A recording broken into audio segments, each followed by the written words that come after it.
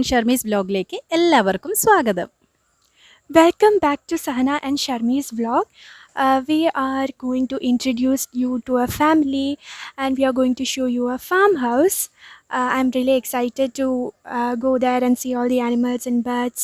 So let's get into the video. Hello, ഇന്ന് ഞങ്ങൾ മറ്റൊരു ഫാമിലിയെ പരിചയപ്പെടുത്താൻ. മറ്റൊരു ഫാമിലി എന്ന് പറയുമ്പോൾ എൻ്റെ മാമൻ കൂടെയാണ് കേട്ടോ പുള്ളി. അത് മാത്രമല്ല എൻ്റെ ഗുരുനാഥൻ കൂടെയാണ്. എനിക്ക് ഇംഗ്ലീഷ് സാഹിത്യം ഡിഗ്രി തലത്തിൽ പഠിപ്പിച്ച എൻ്റെ ഗുരുനാഥൻ കൂടെയാണ്. എൻ്റെ അടുത്ത് നിൽക്കുന്ന എൻ്റെ മാമൻ കൂടെയാണ് കേട്ടോ. ഞാനത് നേരത്തെ പറഞ്ഞു. അദ്ദേഹത്തിൻ്റെ പേര് ഗിരീഷ് കുമാർ എന്നാണ്. അദ്ദേഹം കേരള യൂണിവേഴ്സിറ്റിയിൽ ഡെപ്യൂട്ടി അസിസ്റ്റൻറ്റ് രജിസ്ട്രാറായിട്ട് റിട്ടയർ ചെയ്തു. ഭാര്യ രാധിക നമ്മുടെ Kerala vigilance and anti corruption ബ്യൂറോയിലെ സൂപ്രണ്ടാണ്, തിരുവനന്തപുരത്ത് സീനിയർ സൂപ്രണ്ടാണ്. അപ്പോൾ ഇവർക്ക് ഒരു ഫാം ഹൗസും ഒക്കെ കൂടി ചേർന്ന ഒരു പരിപാടിയുണ്ട്. കുറേ കോഴികൾ, താറാവ്, പലതരത്തിലുള്ള മറ്റ് ആട്, പശു, ഇങ്ങനെ കുറേ കാര്യങ്ങൾ ഇവിടെ ചെയ്യുന്നുണ്ട്. അവരുടെ വീടിൻ്റെ പുറകുവശത്തായിട്ടൊരു ഫാം ഹൗസായിട്ട് നടത്തുന്നുണ്ട്. അതുകൂടാതെ ഈ ജൈവ കൃഷി പ്രോത്സാഹിപ്പിക്കുന്ന ആൾക്കാരും കൂടെയാണ്. അപ്പോൾ നമുക്ക് അവരുടെ വിശേഷങ്ങളിലേക്ക് കിടക്കാം.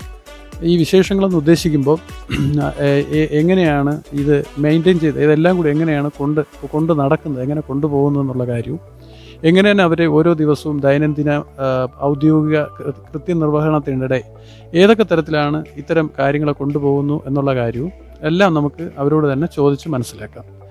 അപ്പോൾ ആദ്യമായിട്ട് എനിക്ക് നമ്മുടെ ഗിരീഷ് കുമാർ, അദ്ദേഹത്തെ ഞാനൊരിക്കൽ പറഞ്ഞു. അപ്പോൾ അദ്ദേഹത്തോട് നമുക്ക് കാര്യങ്ങളൊക്കെ കൂടുതലായിട്ട് ചോദിച്ച് മനസ്സിലാക്കാം. എന്താണ് ഈ ഇതുകൊണ്ട് ഉദ്ദേശിക്കുന്നത്, എന്ത് മെസ്സേജാണ് നമ്മുടെ പുതിയ തലമുറയ്ക്ക്? ഇപ്പോഴത്തെ തലമുറ അറിയാമല്ലോ, ഇപ്പോൾ പല കാര്യങ്ങളിലും ഒരു അല്പം എല്ലാവരും പറയുന്നില്ല, എന്നാലും കുറച്ച് കൂട്ടർക്ക് ഒക്കെ വലിയ താല്പര്യം ഇല്ലാത്തൊരു സാഹചര്യമാണ്. അപ്പോൾ എന്താണ് ഇതിനെക്കുറിച്ച് പറയാനുള്ളതെന്ന് പറഞ്ഞാൽ, എൻ്റെ ഔദ്യോഗിക ജീവിതത്തിൽ ആയിരുന്നപ്പോഴും അല്ലാത്തപ്പോഴും ചെറുതിലേ മുതൽ തന്നെ കൃഷി എനിക്ക് ഇഷ്ടമാണ്. എന്ന് പറഞ്ഞാൽ ഞാൻ വിശ്വസിക്കുന്ന ഒരു തത്വമുണ്ട്, ഒരു ഫിലോസഫിയുണ്ട്.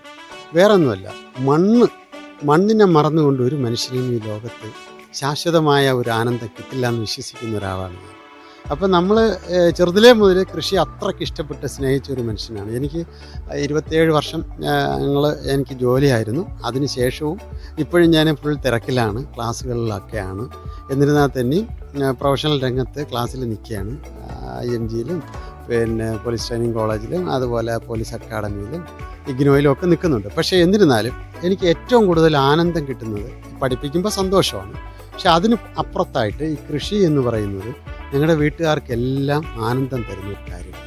അപ്പോൾ കൃഷി എന്ന് പറയുമ്പോൾ നമുക്ക് ഈ ചിലർ ചോദിക്കും, കൃഷി എന്നങ്ങ് ധാരാളം വെട്ടി ലാഭം ഉണ്ടാക്കാനാണോ ഇതൊക്കെ ചെയ്യുന്നതാണ്? അല്ല, അങ്ങനെയല്ല.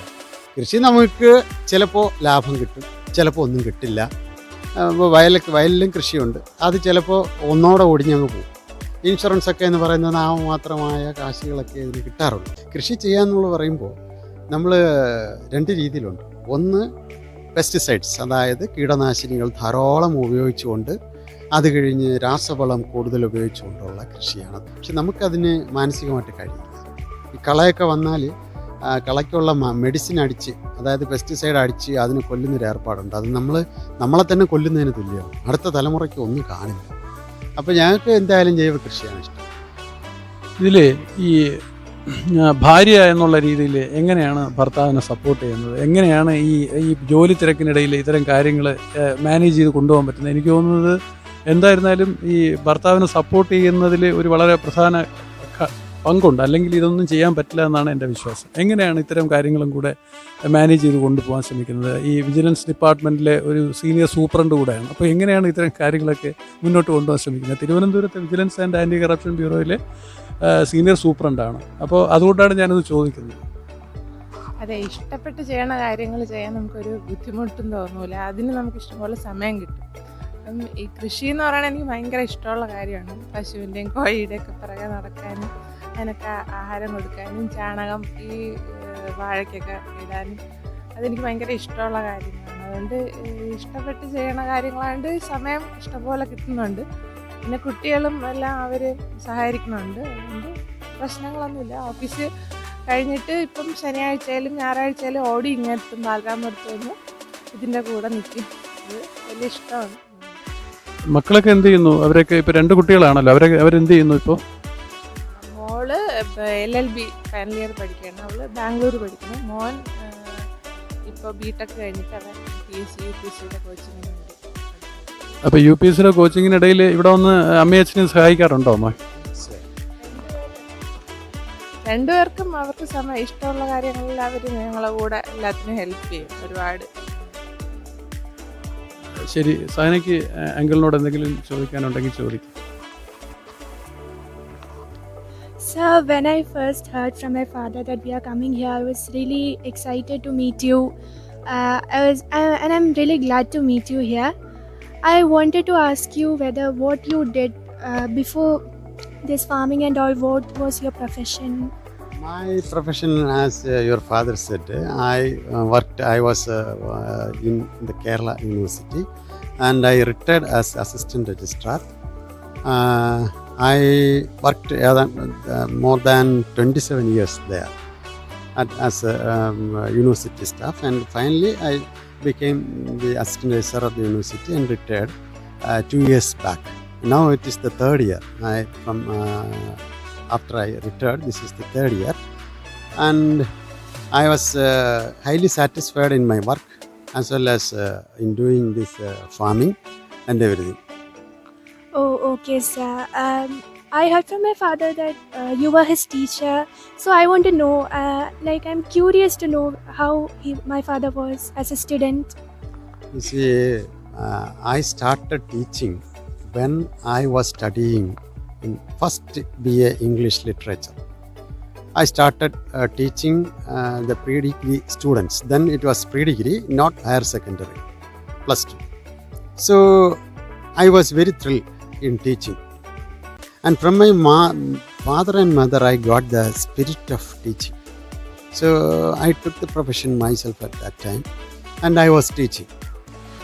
And your father, as my nephew, also he wanted to know how to study, and he wanted to study. He wanted to study. So I said, simply you come, we can teach. I will teach you there at my home itself. And then some of his friends arrived there, and I taught him.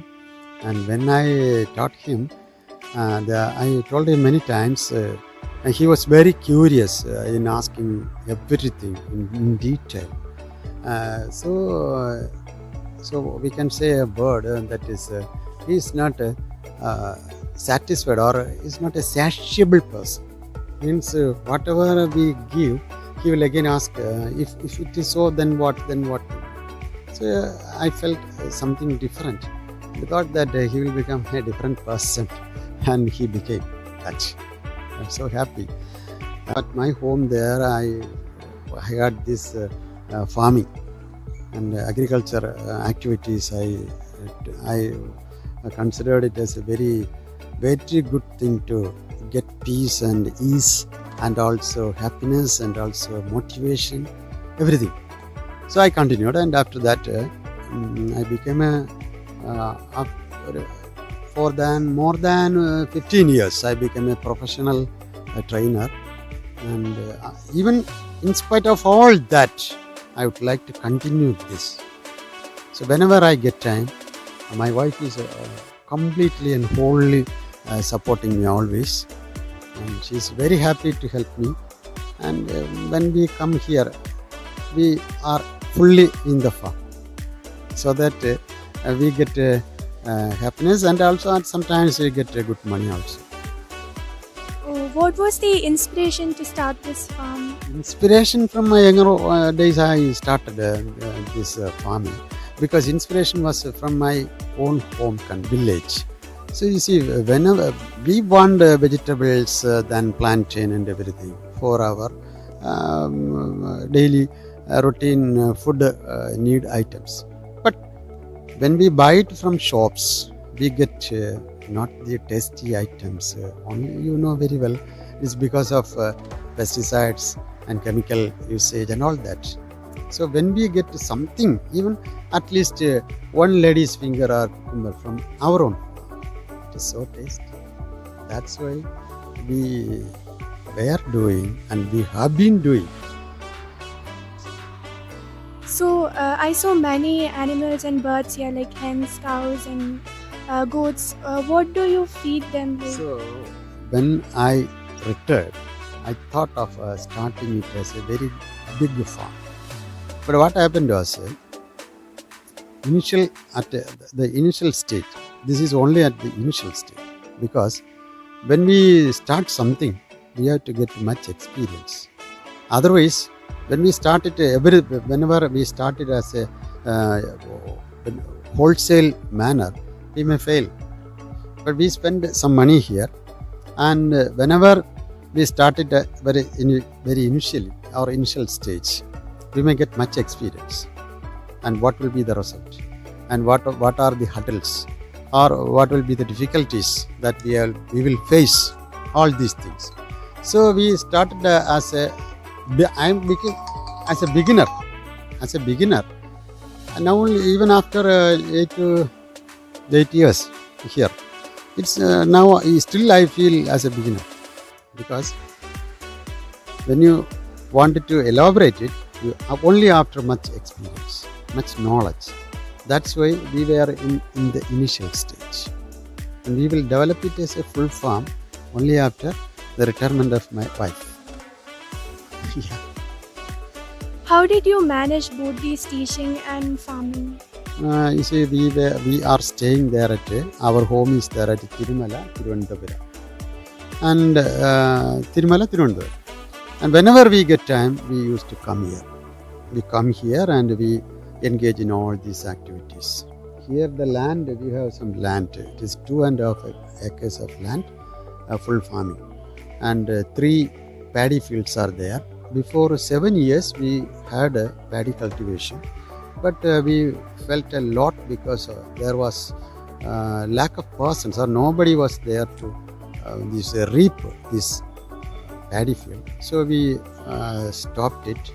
Now we are doing other activities, that is tapioca and plantain and all these things. And 3 paddy fields are also there, apart from these 2.5 acres. Yes. And we have some type of grass. This is known as suguna. I got this stump from Agriculture College, Villayani. Stump. And we planted it here, and we get sufficient grass for our goat and even our hen and for our cow. അതായത് സുഗുണ പുല്ല് വളർത്തുകയാണ്. അത് ഈ മറ്റേ പശുക്കൾക്കെല്ലാം നന്നായിട്ട് ഒരുപാട് പാലൊക്കെ തരുന്ന സാധനമാണ്. അത് ലാർജ് സ്കെയിലിൽ ഇവിടെ വളർത്തുന്നുണ്ട്. ഇത് പുറത്ത് കൊണ്ടുപോയി, പുറത്ത് ആൾക്കാർ ഇതിന് ഡിമാൻഡ്സും ഉണ്ട്. പുറത്തു നിന്നുള്ള ആൾക്കാർ വരുന്നുണ്ട്, വാങ്ങാൻ വേണ്ടി വരുന്നുണ്ട്. കുറച്ച് അല്ലെങ്കിൽ നേരത്തെ നല്ല രീതിയിലായിരുന്നു, ഇവിടെ മൊത്തം അതായിരുന്നു. ഈ ആട്, പശു, കോഴി ഇതിനോടൊക്കെ ഉള്ള താല്പര്യം എനിക്ക് മനസ്സിലായി. അപ്പം ഇത് ഏത് ഇനത്തിൽപ്പെട്ട ആടാണ്? ഇതിന്റെ മലബാറി എന്ന് പറയും. എന്ന് പറഞ്ഞാൽ സാധാരണ കേരളത്തിന്റെ തനി ആടാണ് മലബാറി. സ്പെഷ്യൽ ഐറ്റംസ് ഒന്നുമല്ല. മലബാറി ആടിന്റെ പ്രത്യേകത എന്ന് പറയുന്നത് നിറച്ച് പാലൊക്കെ കിട്ടും. പിന്നെ ഒരു കാര്യം, ഇതിന് രോഗങ്ങൾ അധികം വരത്തില്ല. നമ്മളിപ്പോൾ ബീറ്റിൽ, അതുപോലെ തന്നെ അഫ്ഗാനിസ്ഥാനിൽ നിന്നുള്ള ആടുണ്ട്, പിന്നെ ജമുന പാരി എന്ന് പറഞ്ഞ സാധനമുണ്ട്. അതൊക്കെ ഇത്തിരി വില കൂടുതലാണ്. പക്ഷേ ഈ ജമുന പാരി എന്നുള്ള ആടൊക്കെ ഞാൻ ഒരു സിനിമയിൽ കണ്ടിട്ടുണ്ട്, അങ്ങനെ അറിയാൻ കുറച്ച് അറിയാം. അതൊക്കെ നമ്മൾ വാങ്ങിയാൽ നമ്മൾ അതിൻ്റെ രീതിയിൽ ശ്രദ്ധിച്ചില്ലെങ്കിൽ അത് അസുഖം വന്ന് ചത്തുപോകും. ഇവിടെ 6 ആടുകളും ഉണ്ടായിരുന്നു. അത് ഇപ്പോൾ ഞങ്ങൾ ഈ കോവിഡൊക്കെ ആയതുകൊണ്ട് ഇവിടെ പാർട്ട് ടൈമായിട്ടാണ് ജോലിക്കാർ വരുന്നത്. അപ്പോൾ എല്ലാവർക്കും ഒന്നും വരാൻ പറ്റുമില്ല. പിന്നെ ഞങ്ങൾക്ക് നോക്കാനുള്ള ഒരു ബുദ്ധിമുട്ടുണ്ടായിരുന്നു. ഞങ്ങളെല്ലാം ഓഫീസിൽ പോകും. ഇതുപോലെ ഇവിടെ വയസ്സായ വൈഫിൻ്റെ അച്ഛനും അമ്മയും ഉള്ളൂ. അപ്പോൾ ഇതിനെയൊന്നും നോക്കാനോ അഴിച്ചു കെട്ടാനൊന്നും ഫുൾ ആളൊന്നും ഇല്ല. അതുകൊണ്ട് ഞങ്ങൾ എന്ത് ചെയ്തതെന്ന് കേട്ടാൽ, അതിൻ്റെ ഒരു 2 കുട്ടികൾ, നല്ല സൂപ്പർ കുട്ടികളായിരുന്നു. ഇതിൻ്റെ 6 മാസമായി. അപ്പോൾ അവർ ഞങ്ങളുടെ തന്നെ ഒരു ബന്ധു ചോദിച്ചു, 2 ആടിനെ ആ കുട്ടിയും കൂടെ. അപ്പോൾ ഞങ്ങളത് കൊടുത്തു. അപ്പോൾ അങ്ങനെ ശരിക്കും 4 പേര് പോയി. ഇപ്പോൾ 2 പേരുണ്ട്. ഈ 2 പേര് അടുത്ത് ഇനി വീണ്ടും മേറ്റ് ചെയ്ത് വിട്ടിരിക്കുകയാണ്. പക്ഷേ ഇപ്പോൾ കറക്കുന്നുണ്ട്. നമുക്ക് ദിവസം 2-2.5 ലിറ്റർ പാല് കിട്ടും. ധാരാളം നല്ല പാലാണ്. ആട്ടിൻ പാലിൻ്റെ ഗുണമെന്ന് പറഞ്ഞാൽ വളരെ വിശേഷമാണ്.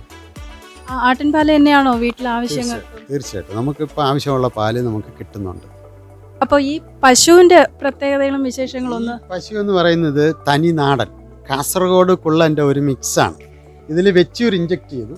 അപ്പോൾ വെച്ചൂർ ഇഞ്ചെക്ട് ചെയ്താണ് നമുക്ക് ഒരു കുട്ടി കിട്ടിയത്. അത് വെച്ചൂരല്ല, അതിൻ്റെ 3ാമത്തെ തലമുറയാണ് ശരിക്കും വെച്ചൂരായിട്ട് വരുന്നത്. ഇതിന് വലിയ പാല് കിട്ടില്ല, 2-2.5 ലിറ്ററിനകത്ത്. മലനാട് എന്നാണ് ഇതിൻ്റെ ശരിക്കുള്ള പേര്. മലനാടൻ പശു, മലനാട് എന്ന് പറഞ്ഞാൽ കാസർഗോഡ് കുള്ളൻ്റെ ഒരു വകഭേദമാണ്, മിക്സ് ചെയ്ത് ക്രോസ്. പിന്നെ പാലിന് വളരെ കട്ടി കൂടുതലാണ് എന്ന് പറഞ്ഞാൽ 2 ലിറ്റർ പാല് നമുക്ക് വെളിയിൽ നിന്ന് ഏതാണ്ട് ഒരു 5 ലിറ്ററിൻ്റെ ഫലം ചെയ്യുന്ന പാലാണ്. നല്ല ഗുണമാണ്. പിന്നെ ഇതിൻ്റെ ചാണകം എന്ന് പറയുന്നത് ഇവിടെ നിങ്ങൾ നിപ്പുണ്ട്, യാതൊരു സ്മെല്ലും ഇല്ല. എന്തെന്ന് കേട്ടാൽ അതിൻ്റെ പ്രത്യേകതയാണ്. ഇതിന് വേറെ അങ്ങനെ കൃത്രിമ ആഹാരങ്ങളൊന്നും കൊടുക്കില്ല. ഞങ്ങൾക്ക് പറമ്പുണ്ട്, പറമ്പിൽ അഴിച്ചു കെട്ടി അവൾ നിറച്ച് മേയും, പുല്ല് ഭക്ഷിച്ചിട്ട് പിന്നെ അത് കഴിഞ്ഞ് വെള്ളവും ഗോതമ്പ് പൊടിയും ഒക്കെയാണ് കൊടുക്കുന്നത്. ഏത് മഴ നനഞ്ഞാലും ഒന്നും ചെയ്യില്ല, പാവമാണ്. ആർക്ക് കൊച്ചു കുട്ടിയൊക്കെ വേണമെങ്കിൽ അഴിച്ചുകൊണ്ട് പോകാം. ഇതതിൻ്റെ കുഞ്ഞാണ്, ഇത് അമ്മു എന്ന് പറയും, കൊച്ചു കുട്ടിയാണ്. ഇപ്പോൾ ഒരു 6 മാസം ആയതേ ഉള്ളൂ. അങ്ങനെയാണ് പശുവിൻ്റെ കാര്യം. ഇപ്പോൾ കറക്കുന്നില്ല, ഇപ്പോൾ വീണ്ടും നമ്മൾ വെച്ചൂർ ഇഞ്ചെക്ട് ചെയ്ത് വിട്ടിരിക്കുകയാണ്. ഇപ്പോൾ ഏതാണ്ട് 8 മാസത്തോളമായി. അപ്പോൾ ഇത് ഇവിടെയൊക്കെ ക്ലീൻ ചെയ്യാൻ കാണുമ്പോൾ നല്ല വൃത്തിയും ഇതും ഒക്കെ ഉണ്ട്. അപ്പോൾ ഇത് ക്ലീൻ ചെയ്യാൻ ആരെങ്കിലും പുറത്തുനിന്ന് ആളുണ്ടോ? പുറത്തുനിന്ന് ഒരാളുണ്ട്, പക്ഷെ ആളുണ്ടെങ്കിലും ഇല്ലെങ്കിലും ഞങ്ങളങ്ങ് ചെയ്യും. കാരണം എന്ത് ചെയ്യാനും ഒരു മടിയും കൃഷിഫലമായി സംബന്ധമായി നമ്മൾ പാടില്ല എന്നിട്ടുള്ളതാണ് ഇത്. അപ്പോൾ ഇതിന് വൃത്തിയായി സൂക്ഷിച്ചില്ലെങ്കിലുള്ള ഒരു പ്രശ്നം എന്ന് പറയുന്നത്, ആടായാലും പശുവായാലും ഇതിൻ്റെ അകിട് വീക്കമാണ്, അല്ലെങ്കിൽ കുളമ്പ് രോഗമാണ് ഏറ്റവും അധികം വരുന്നത്. ഇതിനൊന്നും പെട്ടെന്ന് രോഗം വരത്തില്ല. എന്നാൽ ഇതിൻ്റെ അകിടിൽ ഇത് കിടക്കുമ്പോൾ ഈ സ്ഥലം വൃത്തിയില്ലെങ്കിൽ അകിടിൽ ഈ അതിൻ്റെ ദ്വാരത്തിൽ കൂടെ ഇതിൻ്റെ ബേംസൊക്കെ ബാക്ടീരിയ ഒക്കെ കയറി അകിട് വീക്കം വന്ന് ഇൻഫെക്ഷൻ ഉണ്ടായത് ചത്തുപോകും. ആടും അതുപോലെ തന്നെയാണ്. അതുകൊണ്ട് എപ്പോഴും നല്ല വൃത്തിയാക്കി, നമ്മൾ കിടക്കുന്നതിനേക്കാൾ സ്ഥലം വൃത്തിയാക്കി ഇടണമെന്നാണ്. ആൻറ്റി ഇത് ഏത് ടൈപ്പ് കീരയാണ്? ഇത് അകത്തിക്കീര എന്ന് പറയും. ഇതിൻ്റെ പൂവാണ് ഗുണമുള്ളത്. ഇത് വൈറ്റമിൻ ബിയുടെ ഒരു കലവറയാണ് ഈ പൂവ്. നമുക്ക് നാക്കിൽ പൊള്ളലോ അങ്ങനെ ചൂട് കൊണ്ടുള്ള പ്രശ്നങ്ങളൊക്കെ വരുമ്പോൾ ഈ പൂവ് നമ്മൾ എടുത്ത് കറി വെച്ച് കഴിച്ചാൽ, ശരിക്കും മെഴുക്കുവരട്ടി പോലെ വെച്ച് കഴിച്ചു കഴിഞ്ഞാൽ ഭയങ്കര ടേസ്റ്റുമാണ്. അത് അപ്പം തന്നെ മാറും ആ നാക്കിലെ പൊള്ളലൊക്കെ. അങ്ങനെ അത് ഇതിൻ്റെ ഇലയും അതുപോലെ ഗുണമുള്ളതാണ്. ഇലയും തോരൻ വെക്കാനൊക്കെ ഉപയോഗിക്കും. നമുക്ക് പുതിയൊരാളൂടെ വന്നിട്ടുണ്ട്, നമ്മുടെ ഗിരീഷ് കുമാർ. അദ്ദേഹത്തിൻ്റെ മകൻ എത്തിയിട്ടുണ്ട്. പുള്ളിയോട് നമുക്ക് കാര്യങ്ങളൊക്കെ ചോദിക്കാം. എങ്ങനെ ഇത് ഇപ്പം ഞാനിപ്പോൾ കാണിക്കുന്നത് ഒരു ഫിഷ് ടാങ്കാണ്, മീൻ വളർത്തുന്ന സ്ഥലമാണ്. അപ്പം പുള്ളിയോട് തന്നെ ഇതിനെക്കുറിച്ച് ചോദിക്കാം. പേരും ഇപ്പം എന്ത് ചെയ്യുന്നു എന്നുള്ള കാര്യമൊക്കെ നമ്മുടെ പ്രേക്ഷകരോടൊന്ന് പറഞ്ഞു കൊടുക്കുക. നമ്മുടെ ഗിരീഷ് മാമൻ്റെ മകനാണ്. എൻ്റെ പേര് ഹരിശങ്കറാണ്. ഞാൻ ബിടെക് കഴിഞ്ഞ് അടുത്ത ഹയർ സ്റ്റഡീസിന് പർസ്യൂ ചെയ്യുന്നു. ഹരിശങ്കർ ഇപ്പോൾ പാപ്പനംകോട് കോളേജിൽ, എഞ്ചിനീയറിംഗ് കോളേജിൽ നിന്നാണ് ഇപ്പോൾ പഠിച്ചിറങ്ങിയത്. അത് കഴിഞ്ഞിട്ടിപ്പോൾ UPSCക്ക് വേണ്ടി പ്രിപ്പയർ ചെയ്തുകൊണ്ടിരിക്കുകയാണ്. ഹരിശങ്കർ എങ്ങനെയാണ് ഇതൊക്കെ മാനേജ് ചെയ്യുന്നത്? ഈ പഠനത്തിനിടയിൽ ഈ ഇവിടെ മീൻ വളർത്തലും പശു വളർത്തലും ആട് വളർത്തലും ഒക്കെ അച്ഛൻ നടത്തിക്കൊണ്ടിരിക്കുകയാണ്. എങ്ങനെയാണ് ഇതിനെയൊക്കെ ഒന്ന് സപ്പോർട്ട് ചെയ്യുന്നത്? എപ്പോഴാണ് ഇതിന് സമയം കിട്ടുന്നത്? കാരണം UPSCക്ക് ഒരുപാട് പഠിക്കാൻ കാണുമല്ലോ. അപ്പോൾ അതിനിടയിൽ ഈ കോഴി വളർത്തലും ആട് വളർത്തലും പശു വളർത്തലും ഒക്കെ അച്ഛൻ ഇപ്പോൾ പെൻഷനൊക്കെ ആയി വന്ന് ഇടയ്ക്കൊക്കെ ഉള്ള സമയമാണ്. പക്ഷേ ഹരിശങ്കർ എങ്ങനെയാണ് ഇതൊക്കെ മാനേജ് ചെയ്ത് കൊണ്ടുപോകുന്നത്? അച്ഛനെ സഹായിക്കാറുണ്ടോ? ഉണ്ട്, തീർച്ചയായിട്ടും ഞാൻ സഹായിക്കാറുണ്ട് എന്നെക്കൊണ്ട് കഴിയുന്ന രീതിയിൽ. അപ്പോൾ മീനിൻ്റെ ഈ ഉള്ളതിൽ ഏറ്റവും എളുപ്പവും സൗകര്യമുള്ളത് മീൻ വളർത്തലാണ്. കാരണം വൺസ് നമ്മൾ ഇട്ട് കഴിഞ്ഞാൽ പിന്നെ ഈ വെള്ളം മാറ്റുക എന്നുള്ളൊരു പരിപാടിയേ ഉള്ളൂ. അതിപ്പോൾ നമ്മൾ ജസ്റ്റ് ഇങ്ങനെ പൈപ്പ് കണക്ട് ചെയ്തിട്ട് റൊട്ടേറ്റ് ചെയ്തുകൊണ്ടിരിക്കുക, 2 സ്വിച്ച് ഓൺ ആക്കി ചെയ്യാന്നുള്ള ഈസി ആയിട്ടുള്ള പരിപാടിയാണ്. പിന്നെ നമുക്ക് ഇതിന് തീറ്റ കൊടുക്കുക എന്നുള്ളതാണ്. ഒരു നേരം കൊടുത്താൽ മതിയാവും ഒരു മീനിന്. സോ ഇതിൽ നമ്മൾ ഇട്ടേക്കുന്നത് റെഡ് ബെല്ലീഡ് നെട്ടർ എന്ന് പറഞ്ഞൊരു വെറൈറ്റിയാണ്. അതെന്ന് പറയുമ്പോൾ ഈ പിരാനയുടെയൊക്കെ ഒരു വേറൊരു ജനറ്റിക് മോഡിഫൈഡ് ഫോമാണ്. ഇപ്പം നാട്ടുമൃഗങ്ങളിലൊക്കെ ഉള്ളതാണ്. പക്ഷേ ഇത് കുളങ്ങളിൽ അങ്ങനെയൊന്നും കാണൂല, അവിടെയൊക്കെ ഒരു ഇൻവേസീവ് സ്പീഷീസ് ടൈപ്പാണ്. സോ ഇത് വളർത്തൽ പർപ്പസിന് മാത്രമേ നമ്മൾ എടുക്കാറുള്ളൂ. അങ്ങനെയാണ്. അപ്പോൾ ഇത് വളർത്തൽ പർപ്പസ് എന്ന് പറഞ്ഞാൽ വീട്ടിൽ ഇത് എന്തെങ്കിലും കറി വയ്ക്കാനൊക്കെ എടുക്കാറുണ്ടോ? അതോ വേറെ എന്തെങ്കിലും പിന്നെ ഈ കൊമേഴ്ഷ്യൽ പർപ്പസിൽ പുറത്ത് എന്തെങ്കിലും കൊടുക്കാൻ സാധ്യതയുണ്ടോ? ഞങ്ങളിവിടെ വിലക്കിത് കഴിഞ്ഞ ഒരു തവണ നമ്മളിത് എടുത്തായിരുന്നു, കുളം കംപ്ലീറ്റ് വറ്റിച്ചായിരുന്നു. അപ്പോൾ ഇത് നാട്ടുമ്പുറത്ത് എല്ലാവരും കിലോയ്ക്ക് ഇങ്ങനെ മീൻ ഇങ്ങനെ വാങ്ങിയായിരുന്നു. ഇത് പൊരിക്കാൻ നല്ല ഇതാണ്, കുളത്തിലെ മീനായതുകൊണ്ട് തന്നെ നല്ല ടേസ്റ്റാണ്. I wanted to know how you catch these fishes and what type of fishes are there here. Okay, we have got different types. There is only one type of fish, which is a variety of piranha in the name of red belly netter. So it's available domestically throughout Kerala, and it's kind of a genetically modified species. Okay, it can be used for commercial as well as domestic purposes, considering the fact that it's easily it can grow to some close to 1 kg size with this same uniform kind of food we can use here. How many days will it take to grow fully? Okay, to reach a size of 1 kilo, it needs close to 1 year of growing period is needed for it. Is it for commercial or domestic purposes? Yeah, it can be used for both purposes depending upon our requirement. So if you want to raise a bulk quantity for commercial purpose, it's also possible. At the same time, we can use it for our domestic purposes as well, because it's pretty much edible and tasty when it's fried. Thank you. Mama ഇവിടെ ഒരുപാട് കോഴി, താറാവ്, പലതരത്തിലുള്ള കോഴികളെല്ലാം ഞാൻ കണ്ടു. ഇപ്പോൾ ഒരുപാട് എനിക്ക് തോന്നുന്നു ഒരു ഫാം ഹൗസായിട്ട് ധാരാളം പലതരത്തിലുള്ള കോഴിയെ കണ്ടു. അപ്പോൾ ഇതിൽ ഈ കരിങ്കോഴി എന്ന് പറയുന്ന വിഭാഗമുണ്ട്. ഞാൻ നേരത്തെ എടുത്തതിൽ ഈ കരിങ്കോഴിയുണ്ട്. എന്താണ് ഈ കരിങ്കോഴിയും നാടൻ കോഴിയും തമ്മിലുള്ള വ്യത്യാസം? എനിക്കൊന്ന് ഈ കരിങ്കോഴി എന്ന് പറയുന്ന പണ്ട് മന്ത്രവാദത്തിനൊക്കെ ഉപയോഗിക്കുന്നതായിട്ടൊക്കെ പണ്ട് പറഞ്ഞു കേട്ടിട്ടുണ്ട്. അതാണ് ഈ കരിങ്കോഴി. എന്താണ് ഈ കരിങ്കോഴി എന്നുള്ള കാര്യത്തിൻ്റെ പ്രത്യേകത എന്താണ്? അതായത് ഇവിടെ ഉള്ളത് നാടൻ കോഴിയാണ്. ഞങ്ങൾ പ്യൂർ നാടൻ എന്ന് പറഞ്ഞാൽ ഇതിനകത്ത് ബ്രോയിലറോ മറ്റ് വെറൈറ്റി നമ്മൾ ആർട്ടിഫിഷ്യൽ ഇത് ചെയ്ത് കൊണ്ടുവരുന്ന സാധനങ്ങളല്ല. ഇവിടെ വിരിയിക്കുന്ന കുഞ്ഞുങ്ങളാണ്. പിന്നെ കരിങ്കോഴി എന്ന് പറഞ്ഞത് ഞങ്ങൾ ആദ്യം ഇതിൻ്റെ ഒരു 4 എണ്ണം ഞങ്ങൾ മേടിച്ചായിരുന്നു. അത് ഈ ആലപ്പുഴ സൈഡിലൊക്കെയാണ് അധികം ഉള്ളത്. നല്ല ഒറിജിനൽ കരിങ്കോഴിയുടെ പ്രത്യേകത എന്ന് പറയുന്നത്, പണ്ടൊക്കെ മന്ത്രവാദത്തിൽ നിന്നൊക്കെ ഉപയോഗിച്ചുകൊണ്ടിരുന്നത് കരിങ്കോഴി, അത് കറുത്ത കോഴിയാണ്, കരിങ്കോഴിയല്ല. കരിങ്കോഴി എന്ന് പറഞ്ഞാൽ ശരിക്കും അതിൻ്റെ കാല്, തല, എല്ല് കംപ്ലീറ്റ് എല്ലാം തന്നെ, പൂവ് എല്ലാം തന്നെ ബ്ലാക്കാണ്. നമുക്കിവിടെ നോക്കിയാൽ അറിയാം. ഇത് മധ്യപ്രദേശിൽ ശരിക്കും ആദിവാസികളുടെ ഇടയ്ക്ക് നിന്നാണ് ഇതിൻ്റെ ഒറിജിൻ എന്നാണ് പറയപ്പെടുന്നത്. മുട്ട എല്ലാം മഞ്ഞ തന്നെ, വെള്ള മുട്ടയും തന്നെ. പക്ഷേ അതിൻ്റെ ഇറച്ചിക്ക് ഒരല്പം ഒരു ബ്ലാക്കിഷ്, അതായത് ഒരു കറുത്ത നിറമുണ്ടാകുന്നേ ഉള്ളൂ. അത് എല്ലെല്ലാം കറുത്ത നിറത്തിലിരിക്കും. മുഴുവൻ ബ്ലാക്ക് അല്ല, പക്ഷേ നല്ല ഇച്ചിരി ബ്ലാക്ക്. പിന്നെ ധാരാളം അയൺ അടങ്ങിയിട്ടുള്ള, ഇരുമ്പ് സത്ത് അടങ്ങിയിട്ടുള്ള ഒരു സാധനമാണ് കരിങ്കോഴി മുട്ടയും അതുപോലെ തന്നെ കരിങ്കോഴിയും. ഇപ്പോൾ എല്ലാം കൂടി എത്ര കോഴി ഉണ്ടാവും ഇവിടെ? കോഴിയും താറാവും എല്ലാം കൂടി ചേർത്ത് എത്ര എണ്ണം ഉണ്ടാവും? ഇത് ശരിക്കും ഞാൻ നേരത്തെ പറഞ്ഞു, ഏതാണ്ട് ഒരു 10-100 അടുപ്പിച്ചുണ്ട്. എല്ലാം കൂടെ 60-70 കോഴിയുണ്ട്. പിന്നെ ഒരു 10-15 താറാവുണ്ട്. പിന്നെ ഈ കരിങ്കോഴിയൊക്കെ നമ്മൾ കുഞ്ഞുങ്ങളിങ്ങനെ വിരിയിക്കും. അതുപോലെ തന്നെ നാടൻ കോഴിയും കുഞ്ഞുങ്ങൾ വിരിയിക്കുമ്പോൾ ആൾക്കാരൊന്ന് വാങ്ങിക്കൊണ്ട് പോകും. ഒരു കുഞ്ഞിന് 100 രൂപ, ഒരു 2 മാസം എത്തുമ്പോൾ 100 രൂപയ്ക്ക് നമ്മൾ തനി നാടൻ കുഞ്ഞ് നമ്മൾ സെയിൽ ചെയ്യും. എപ്പോഴൊന്നും കിട്ടില്ല, കാരണം ഇവിടെ മുട്ടയായാലും കോഴിയായാലും വൻ ഡിമാൻഡാണ്. കാരണം ഇത് ഒറിജിനൽ പ്രോഡക്റ്റ്സ് ആയതുകൊണ്ട് നല്ല ഡിമാൻഡാണ്. പക്ഷെ നമുക്ക് അത്രയും ഇപ്പോൾ കോവിഡൊക്കെ ആയതുകൊണ്ട് ഉൽപ്പാദന ജോലിക്കാരുടെ അഭാവമൊക്കെ കൊണ്ട് നമുക്ക് അത്രയും പറ്റുന്നില്ല. ഇതിന് കൊടുക്കുന്ന ഫുഡ് എന്താണ്? ഈ ആഹാരം എന്താണ് കൊടുക്കുന്നത്? പുല്ലൊക്കെ ശരിക്കും കിടക്കുന്ന കാണുന്നുണ്ട്. പിന്നെ ഇതെങ്ങനെ ഈ വൃത്തിയായിട്ട് സൂക്ഷിക്കുന്നത്? ഈ സാധാരണ കോഴി വളർത്തുമ്പോൾ ആ ഏരിയ മൊത്തം അത് ചീത്തയാകും. പക്ഷേ ഇതെങ്ങനെയാണ് ഇത് മാനേജ് ചെയ്യുന്നത്? വളരെ ക്ലീനായിട്ട് ഇരിപ്പുണ്ട്. കാരണം എല്ലാ സ്ഥലത്തും വളരെ ക്ലീനായിട്ട് കിടപ്പുണ്ട്. പിന്നെ ഇതിൻ്റെ ഈ വേസ്റ്റൊക്കെ എങ്ങനെയാണ് മാറ്റുന്നത്? എന്താണ് ഇതൊക്കെ? എങ്ങനെയാണ് ഇതൊക്കെ മാനേജ് ചെയ്യുന്നത്? അതായത് കോഴി വളർത്തലിൽ ഏറ്റവും പ്രധാനപ്പെട്ടത് അത് ആ സ്മെല്ലില്ല, അതായത് അതിൻ്റെ ഒരു മണം വരാതിരിക്കുക എന്നുള്ളത്. കോഴിയുടെ കാഷ്ടം നനഞ്ഞു കഴിഞ്ഞാൽ പിന്നെ ആ മനുഷ്യൻ ആ ഏരിയയിൽ ഒരിടവും നിൽക്കാൻ പറ്റില്ല. പക്ഷെ ഞങ്ങൾ ഇവിടെ ഒരാഴ്ചയ്ക്ക് ഒരിക്കൽ ഇത് കംപ്ലീറ്റ് തൂത്ത് മാറ്റി ഞങ്ങൾ കൃഷി ആവശ്യത്തിന് ഉപയോഗിക്കും. കോഴിയുടെ കാഷ്ടം നല്ലൊരു വളമാണ്. അതുപോലെ തന്നെ ആടിൻ്റെയും പശുവിൻ്റെയും ഒക്കെ ഞങ്ങൾ കൃഷിക്കാണ് എടുക്കുന്നത്, പുറത്തൊന്നും കൊടുക്കില്ല. പക്ഷേ ഇവിടെ നമ്മൾ വൃത്തിയായി സൂക്ഷിച്ചില്ലെങ്കിൽ ഇവിടെ നിൽക്കുന്ന കോഴികൾ നിൽക്കുന്നുണ്ട്, എല്ലാം സ്റ്റാൻഡിലാണ് നിൽക്കുന്നത്. അതിൻ്റെ കാഷ്ടവുമായിട്ട് കടന്നു കഴിഞ്ഞാൽ കോഴിക്ക് ഇൻഫെക്ഷൻ വരും, അത് പെട്ടെന്ന് ചത്തുപോകും, ഫംഗസ് വരും. അപ്പോൾ ഈ സ്റ്റാൻഡിൽ നിന്ന് കഴിഞ്ഞാൽ അതിന് രോഗം വരത്തില്ല. രണ്ടാമത്തെ വിഷയം, ഈ കോഴികൾ നമ്മുടെ കൃഷിയൊക്കെ നശിപ്പിക്കാതിരിക്കാൻ ഫെൻസ് ചെയ്ത് വെച്ചിട്ടുണ്ട്. അപ്പോൾ ഇതിനകത്ത് മാത്രമേ നിൽക്കുള്ളൂ. പിന്നെ ആളുകൾക്ക് സാധാരണ ജനങ്ങൾക്ക് അറിയാമെന്ന് എനിക്കറിയില്ല, നമ്മൾ ഏറ്റവും കൂടുതൽ കൊടുക്കുന്ന പുല്ലാണ്. പുല്ല് കൊടുക്കുന്നുണ്ട്. ഒരു പ്രത്യേകത എന്ന് പറഞ്ഞാൽ കോഴിക്ക് ആവശ്യമായ എല്ലാ വൈറ്റമിൻസും പ്രോട്ടീൻസും, കാൽഷ്യം, വൈറ്റമിൻസ്, പ്രോട്ടീൻസ് കിട്ടും. പിന്നെ കോഴിത്തീറ്റ ഒരല്പം, വളരെ കുറച്ച് അളവിൽ കോഴിത്തീറ്റ കൂടെ കൊടുക്കുന്നുണ്ട്. കാരണം അതിൽ എല്ലാ വൈറ്റമിൻസും, ഗോതമ്പ് മിക്സ് ചെയ്താണ് കൊടുക്കുന്നത്.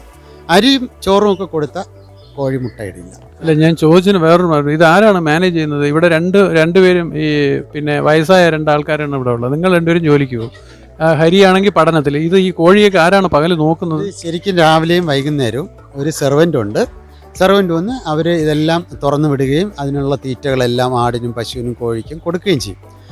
ഞങ്ങളുള്ളപ്പോഴേ ഞങ്ങൾ തന്നെയാണത് മെയിൻറ്റെയിൻ ചെയ്യുന്നത്.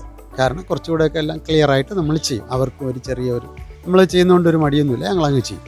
ശരിക്കും കരിങ്കോഴിയാണെങ്കിൽ ഇത്തിരി കോസ്റ്റ്ലിയുമാണ്, വിലയുള്ളതാണ്. ഒരു കോഴിക്ക് ഏതാണ്ട് 1300. അത്രയും വിലയുണ്ട് ഈ ഓരോ കോഴിക്കും? ഒരു കോഴിക്ക് കരിങ്കോഴിക്ക് 1300 1400 രൂപ വിലയുണ്ട്. കുഞ്ഞിന് 10-300 രൂപ വിലയുണ്ട്. എത്ര കരിങ്കോഴി ഉണ്ടോ മൊത്തത്തിൽ ഇവിടെ? 10-25 കൂടുതലും ഉണ്ട്. ഞാൻ തുടക്കത്തിൽ പറഞ്ഞതുപോലെ ഈ നമ്മുടെ ഈ വീഡിയോയ്ക്ക് ഒരു പർപ്പസ് ഉണ്ട്. ഒരു ഫാമിലി ഇൻട്രഡക്ഷൻ, അതായത് ഫാമിലിയെ ഇൻട്രൊഡ്യൂസ് ചെയ്യുക എന്നുള്ളതാണ് ഇതിന്റെ പർപ്പസ്. ഞാൻ നേരത്തെ പറഞ്ഞു, നേരത്തെ ഞാൻ വേറൊരു വീഡിയോ ചെയ്തതുപോലെ ഇവിടെ ഈ ആദ്യം തുടക്കത്തിൽ ഞാൻ ഗിരീഷ് കുമാർ ആരെന്ന് പറഞ്ഞു, അദ്ദേഹത്തിന്റെ ഭാര്യ ആരാണെന്ന് പറഞ്ഞു. അപ്പോൾ അതുമായി ബന്ധപ്പെട്ട് ആ മുഴുവൻ ഫാമിലിയെ നിങ്ങൾക്ക് പരിചയപ്പെടുത്തുക എന്നുള്ളതാണ് ഞാൻ ഉദ്ദേശിക്കുന്നത്. നേരത്തെ ഞാൻ പറഞ്ഞതുപോലെ എൻ്റെ മാമൻ കൂടെയാണ് ഗിരീഷ് കുമാർ. അദ്ദേഹം യൂണിവേഴ്സിറ്റിയിൽ അസിസ്റ്റന്റ് രജിസ്ട്രാറായിട്ട് റിട്ടയർ ചെയ്തു. ഭാര്യ രാധിക പിന്നെ സീനിയർ സൂപ്രണ്ടാണ് ആന്റി കറപ്ഷൻ ബ്യൂറോയിൽ, വിജിലൻസ് ആൻഡ് ആന്റി കറപ്ഷൻ ബ്യൂറോയിൽ. അത് ഗിരീഷ് മാമന്റെ അമ്മായിയാണ്, അതായത് വൈഫിന്റെ അമ്മ. ടീച്ചറാണ്, റിട്ടയർ ചെയ്ത ടീച്ചറാണ്. അതെ, ഹെഡ് മിസ്ട്രസ് ആയിട്ട് റിട്ടയർ ചെയ്തു. അദ്ദേഹം മിലിറ്ററി എഞ്ചിനീയറിംഗ് സർവീസിലിരുന്ന് റിട്ടയർ ചെയ്ത ആളാണ്. സൂപ്രണ്ടായിട്ട് റിട്ടയർ ചെയ്ത ആളാണ് ആയിരിക്കുന്നത്. അപ്പൊ ഇവര് ഈ ഫാമിലിക്ക് കുറെ പ്രത്യേകതകളുണ്ട്. നേരത്തെ പിന്നെ മിസ്റ്റർ ഗിരീഷ് കുമാർ പറഞ്ഞതുപോലെ ഈ കുടുംബത്തിൽ എല്ലാവരും ടീച്ചേഴ്സ്. ഇവർ രണ്ടുപേരും പഠിച്ചു. ഒരു ബ്രദറിലുണ്ട്, പുള്ളി ഹയർ സെക്കൻഡറിയിലെ ടീച്ചറാണ്, അധ്യാപകനാണ്. അദ്ദേഹത്തിന്റെ ഭാര്യ അധ്യാപകൻ. പക്ഷേ മക്കളെല്ലാം ഓരോ മറ്റ് പ്രൊഫഷനിലേക്കാണ് വിട്ടത്. ഇവരുടെ മക്കൾ ഒരാൾ എഞ്ചിനീയറിംഗ് പഠിച്ചു, ഒരാൾ ഇപ്പോൾ LLB പഠിച്ചു. ഇനി മറ്റേ ബ്രദറിന്റെ ഏക മകളാണ്, അയാള് അഗ്രികൾച്ചറിൽ ഇപ്പോൾ കോയമ്പത്തൂര് പഠിക്കുക. അപ്പോൾ ഈ അടുത്ത തലമുറയിലേക്ക് അവര് ഈ പറഞ്ഞ ടീച്ചിങ് പ്രൊഫഷനിൽ പോകുന്നവരെ മറ്റു പ്രൊഫഷൻസ് ആണ് അവർ തിരഞ്ഞെടുക്കുന്നത്. അപ്പൊ ഞാൻ അവരെ കുറിച്ച് കുറെ കൂടെ ഡീറ്റെയിൽ ആയിട്ട് അവരുടെ കാര്യങ്ങളൊക്കെ നിങ്ങളോട് നമുക്കൊന്ന് സമ്മതിക്കാം, നമുക്ക് അവരോട് ഒന്ന് സംസാരിച്ചു നോക്കാം. അപ്പോൾ എവിടെ ഇരുന്നാണ് അവസാനം പെൻഷൻ ആയത്? ഞാൻ ആവണാവഴി ഗവൺമെന്റ് LPS ഇരുന്നാണ് പെൻഷൻ ആയത് 2002. 2002 ഹെഡ് മിസ്ട്രസ് ആയിട്ട് 7 വർഷം ഹെഡ് മിസ്ട്രസ് ആയിരുന്നു. 7 വർഷം ഹെഡ് മിസ്ട്രസ് ആയിരുന്നു. പേര് ജലജാക്ഷി അമ്മ. ജലജാക്ഷി അമ്മ എന്നാണ് പേര്. 7 വർഷം അവളാങ്കുഴി സ്കൂളില് ഹെഡ് മിസ്ട്രസ് ആയി. അപ്പോ പേര് മൊത്തം 34 വർഷത്തെ സർവീസ് ഉണ്ട്. പ്രസിഡന്റ് മെഡൽ എന്തെങ്കിലും കിട്ടിയോ? ഏതെങ്കിലും ഈ നല്ല ടീച്ചിങ് പ്രൊഫഷൻ? ഒരുപാട് പിന്നെ എന്റെ പലരും ഇടപെട്ട ഒരുപാട് കുട്ടികൾക്ക് ഒരുപാട് നല്ല കാര്യങ്ങളൊക്കെ ചെയ്യാൻ എനിക്ക് സാധിച്ചിട്ടുണ്ട്. സ്കൂളിന് വേണ്ടി പല കമ്പനികളിൽ നിന്ന് പൈസയൊക്കെ വാങ്ങിച്ച് കളക്ട് ചെയ്ത് കുട്ടികൾക്ക് കൊടുക്കാനും എല്ലാം ഒരുപാട് കാര്യങ്ങൾ ചെയ്യാൻ. സ്കൂളിലൊക്കെ ഒരുപാട് ഡെവലപ്മെന്റ് ഉണ്ട്. ഒരുപാട് ഡെവലപ്മെന്റ്സ് ഞാൻ തന്നെ നിർബന്ധിച്ച് എല്ലാം ചെയ്തിട്ടുണ്ട്. ഞാൻ ചെന്നതിന് ശേഷം കിണർ കുടിപ്പിച്ചു, അവിടെ എല്ലാം ചെടികൾ വെച്ചു, നല്ല പൂന്തോട്ടം ഉണ്ടാക്കി, ഒരുപാട് നല്ല കാര്യങ്ങൾ ചെയ്യാൻ പറ്റി. അപ്പൊ അടുത്ത ആള് പട്ടാളക്കാരനായിരുന്നു അല്ലേ? അതെന്താണ്? 1963 LDC ആയിട്ട് കേന്ദ്ര ഗവൺമെന്റ് ഇതില് ഡിഫൻസില് ജോയിൻ ചെയ്തു. 1963 LDC ആയിട്ട് ഡിഫൻസ് ഡിപ്പാർട്ട്മെന്റാണ് ജോലി. അങ്ങനെ വേരിയസ് പല ഇടത്തും, ഹൈദരാബാദ്, പിന്നെ വിശാഖപട്ടണം, പിന്നെ കൊച്ചി, ബാംഗ്ലൂര്, കൃഷ്ണാപ്പള്ളി, പിന്നെ മദ്രാസ്. പിള്ളേർ വിദ്യാഭ്യാസമൊക്കെ എവിടെ നടത്തി? വിദ്യാഭ്യാസം എല്ലാം എന്റെ വൈഫിന്റെ കൺട്രോളിലായിരുന്നു. ടീച്ചറായിരുന്നു. അപ്പോൾ അവിടെ കുട്ടികളുടെ കാര്യങ്ങളെല്ലാം അന്വേഷിക്കുമായിരുന്നു. ഒരു 15 ദിവസം 20 ദിവസം കൂടുമ്പോൾ എവിടെ ആയിരുന്നാലും ഞാൻ ഇവിടെ വീട്ടിലെത്തും. 20 ദിവസത്തിൽ ഒരിക്കൽ വീട്ടിൽ വരും. 20 ദിവസം ബാംഗ്ലൂരിൽ അപ്പോ ഈ അതായത് ശരിക്കും പറഞ്ഞ മധ്യപ്രദേശിലോ യു.പിയിലോ അപ്പൊ വിശാഖപട്ടണത്തിന് ഇവിടെ കൃത്യമായിട്ട് വിശാഖപട്ടണത്തില് 42 മാസം അവിടെ ഉണ്ടായിരുന്നു. അപ്പോഴേ ഒരു മാസത്തിലൊരിക്കൽ അവിടുന്ന് എത്തും. ബാംഗ്ലൂരൊക്കെ ആയപ്പോ 15 ദിവസം ബാംഗ്ലൂർ, ട്രിച്ചി, മദ്രാസ് എവിടെയാണെങ്കിലും 15-20 ദിവസത്തിനകത്ത് അല്ല, പണ്ട് ഈ യാത്ര എന്ന് പറയുന്നത് ഒരു വലിയ ടാസ്ക് അല്ലേ? ഇതുപോലത്തെ ബൈപ്പാസ് അങ്ങനെയൊന്നും അല്ലല്ലോ. ബസ്സിലെ ട്രെയിനിലും ഒക്കെ പോരും. ഒരുപാട് ബുദ്ധിമുട്ടിൽ തന്നെ പോണം. ഞങ്ങളെല്ലാവരും പോകും, മക്കളൊക്കെ. അമ്മ ടീച്ചറായിരുന്നോണ്ടേ വെക്കേഷൻ വരുമ്പോ 2 മാസത്തെ വെക്കേഷൻ വരുമ്പോ ഞങ്ങൾ മദ്രാസിലായിരുന്നു. അവിടെ പോകും. മദ്രാസിന്റെ അപ്പൊ 8 വർഷം ഉണ്ടായിരുന്നു. താമ്പരത്ത് എയർപോർട്ട് സ്റ്റേഷൻ താമ്പരത്ത് 8 വർഷം ഉണ്ടായിരുന്നു. അവിടുന്ന് പിന്നെ തിരുവനന്തപുരത്ത് വന്നിട്ട് ലാസ്റ്റിലേക്ക് പോസ്റ്റിംഗ് തിരുവനന്തപുരം കിട്ടി. ആസ് ആഫീസ് അല്ല, ഞാൻ ഇപ്പോഴും ഒരു കാര്യം ക്ഷമിക്കണം, പേര് പറഞ്ഞില്ല. ജനാർദ്ദൻ നായർ, പി ജനാർദ്ദൻ നായർ. വയസ്സെത്ര? ഇപ്പോഴേ പിന്നെ പ്രായം ചോദിക്കാൻ പാടില്ല, എന്നാലും 79 റെക്കാർഡില്. എന്റെ വയസ്സ് 81ആയി. 81. അപ്പൊ ഇനി ഒരു 3 വർഷം കൂടി കഴിഞ്ഞാൽ സപ്തതിയാകും, അല്ല ശതാഭിഷേകം അല്ലേ? ശതാഭിഷേകം 84. ശരി, ഈ മരുമകനും മകളുമായിട്ട് ചെയ്യുന്ന ഈ കൃഷിപ്പണി എങ്ങനെയാണ്? ഇത് ഇപ്പൊ 81 വയസ്സുള്ള ഒരാൾ ഇതൊന്നും നോക്കാനുള്ള സൗകര്യം അല്ലെങ്കിൽ അതിനുള്ള ശാരീരിക ശേഷി ഇല്ല. എങ്ങനെയാണ് ഇപ്പൊ ഇവർ രണ്ടുപേരും രാവിലെ ഒരാള് പഠിപ്പിക്കാൻ പോകും, ഒരാൾ ഓഫീസിൽ പോകും, ആകെപ്പാടെ രണ്ടുപേർക്കും ഇതിന് കഴിയത്തില്ല. ഇതെങ്ങനെയാണ് ഈ കോഴി, ആട്, പശു, പിന്നെ ഇതുപോലെയുള്ള കാര്യങ്ങളൊക്കെ അവരൊക്കെ പ്രചോദനം സപ്പോർട്ട്? ഇതിലേക്ക് നമ്മളെ ഇവിടെ ആള് നോക്കിയിട്ടുണ്ട്. പിന്നെ കോഴിയും ആടിനെയൊക്കെ പിന്നെ നോക്കാനായിട്ട് ഒരാളിനെ നമ്മൾ നിർത്തിയിട്ടുണ്ട്. കൂടാതെ പിന്നെ നമ്മുടെ മേൽനോട്ടം ഉണ്ട്. പിന്നെ എങ്ങനെ വെച്ചാൽ ഗിരീഷിന്റെയും ജിക്കയുടെയും പിന്നെ ഇടയ്ക്ക് പറഞ്ഞിട്ട് ജിക്കി എന്ന് പറയുന്നത് രാധിക ആണ്. രാധികയുടെ വീട്ടിലെ പേര് അവര് വിളിക്കുന്ന പേരാണ് ജിക്കി. അതുകൊണ്ട് പറഞ്ഞു രാധികയുടെയും ഗിരീഷിന്റെയും മേൽനോട്ടമാണ്. അവരിതെല്ലാം വന്നിട്ട് അവർക്ക് ഇൻട്രസ്റ്റ് ഉണ്ട്. അവരുടെ ഇൻട്രസ്റ്റ് കൊണ്ടാണ് ഈ കോഴി വളർത്തലും ഈ മീൻ വളർത്തലും ഈ ആട്ട് ഇതെല്ലാം അവരുടെ ഇതായിട്ടാണ്. കൃഷിപ്പണിയിൽ മാത്രം ഞാൻ ആണ് അതിൽ ഇടപെടുന്നത്.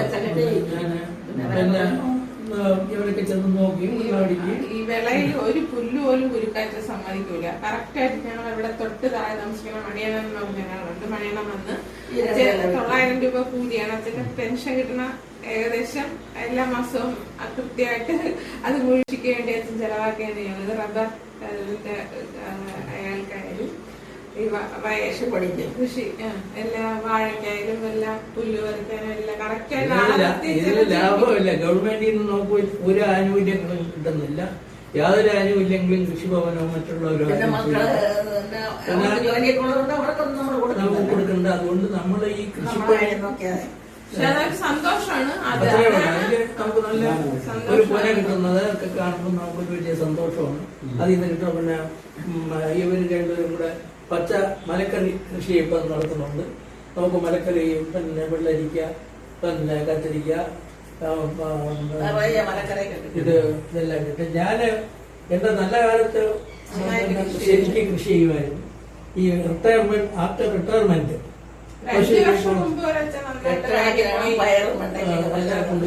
ഇതില് ഞാൻ ഇടയ്ക്ക് വേറൊരു കാര്യം പറഞ്ഞിട്ട്, ഞാൻ ഈ ഗിരീശമാവനെ കൂടുതൽ അറിയുന്നത് 1992 മുതൽ 95 വരെയുള്ള കാലഘട്ടത്തിലാണ്. അന്ന് പുള്ളി കല്യാണമൊന്നും കഴിഞ്ഞിട്ടില്ല.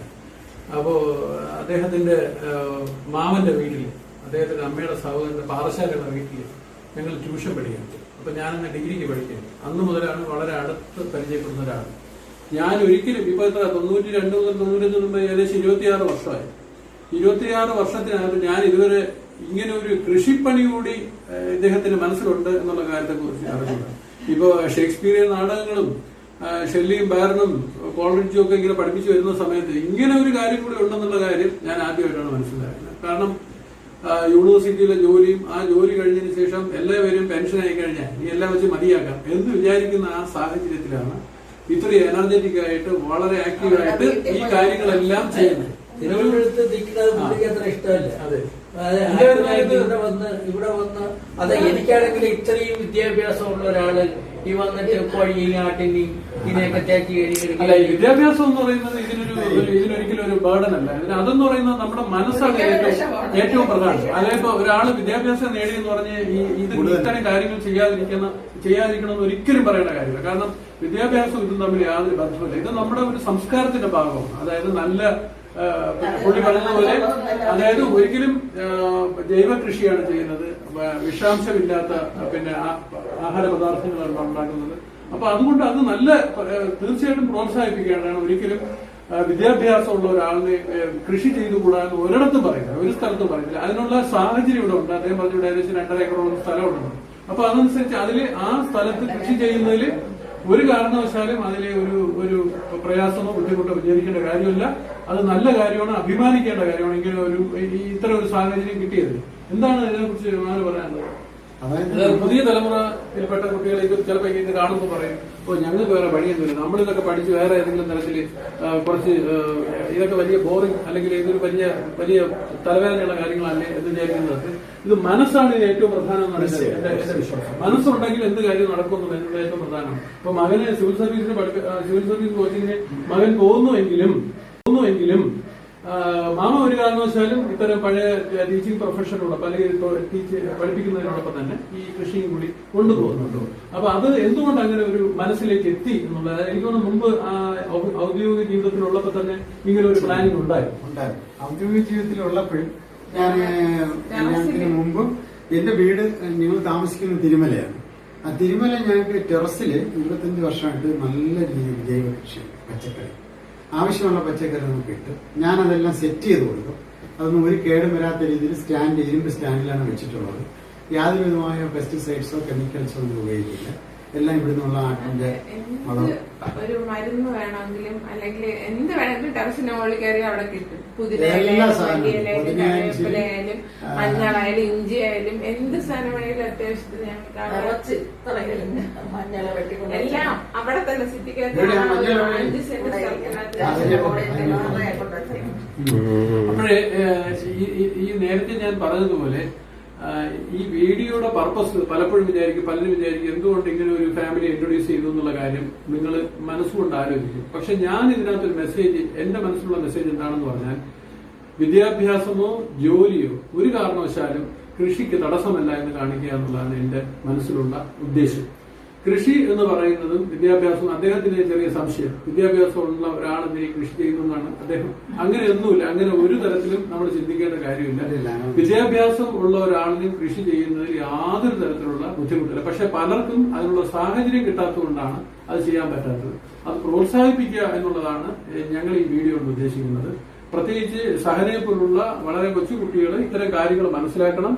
അവരുടെ ജീവിതത്തിലും അവരെ ഭാവിയിൽ ഇതുപോലുള്ള കാര്യങ്ങൾ കൊണ്ടുവന്നാൽ മാത്രമേ ഇത്തരം കാര്യങ്ങൾ നമുക്ക് ഡെവലപ്പ് ചെയ്തെടുക്കാൻ പറ്റുള്ളൂ. അല്ലെങ്കിൽ നമ്മൾ ഈ പച്ചക്കറി മാർക്കറ്റിലോ അല്ലെങ്കിൽ കമ്പോളത്തിൽ വേറെ എവിടെയെങ്കിലും പോയി വിഷം കലർന്ന ആഹാര സാധനങ്ങൾ നമുക്ക് പച്ചക്കറി ആണെങ്കിൽ എന്താണെങ്കിലും വാങ്ങേണ്ടി വരും. ഇവിടെ കോഴിയുണ്ട്, താറാവുണ്ട്, പശുവുണ്ട്, പിന്നെ ആടുണ്ട്, എന്തെല്ലാം സംഭവങ്ങളുണ്ട്. നല്ല പാല് കിട്ടുന്നുണ്ട്. ആട്ടിൻ പാലാണെങ്കിൽ ആട്ടിൻ പാല്, പശുവിൻ പാല്, അതേപോലെ നല്ല കോഴി മുട്ട, ഏതെല്ലാം ടൈപ്പിലുള്ള മുട്ടകൾ.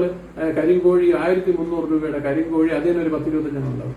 അങ്ങനെ സമൃദ്ധമായ ഒരു സ്ഥലമാണ്. അതിന് ഈ പറഞ്ഞൊരു വിദ്യാഭ്യാസം എന്ന് പറയുന്ന ഒരു വിലങ്ങുതടിയല്ല എന്ന് കാണിക്കുന്നതിന് വേണ്ടിയാണ് ഞാൻ ഇങ്ങനെ ഒരു വീഡിയോ, അല്ലെങ്കിൽ നമ്മൾ അതിനു വേണ്ടി ഒരു ശ്രമം നടത്തുക. കാരണം ഇങ്ങനെയുള്ള ആൾക്കാർ നമ്മുടെ സമൂഹത്തിൽ ജീവിക്കുന്നുണ്ട് എന്ന് മനസ്സിലാക്കിപ്പിക്കുക, അല്ലെങ്കിൽ സമൂഹത്തിലേക്ക് ബോധ്യപ്പെടുത്തുക എന്നുള്ള ഉദ്ദേശമാണ് ഈ വീഡിയോ കൊണ്ട് ഉദ്ദേശിക്കുന്നത്. പലരും ആദ്യം ധരിക്കും എന്തിനാണ് ഈ കോഴിയും താറാവിനെയും കാണിക്കുന്നത്. കോഴിയും താറാവും അല്ലെങ്കിൽ ആടും പശുവും ഒക്കെ നമ്മുടെ വീട്ടില് അത്യാവശ്യമായ ഘടകങ്ങളാണെന്നും ഒരിക്കലും ഏതെങ്കിലും ഒരു വിദ്യാഭ്യാസം കൊണ്ട് നമ്മൾ നേടിയ ജോലി കൊണ്ട് അല്ലെങ്കിൽ നമ്മുടെ പദവി കൊണ്ട് അതിനൊന്നും ഒരിക്കലും മാർക്കറ്റ് വാല്യൂ കുറയുന്നില്ല.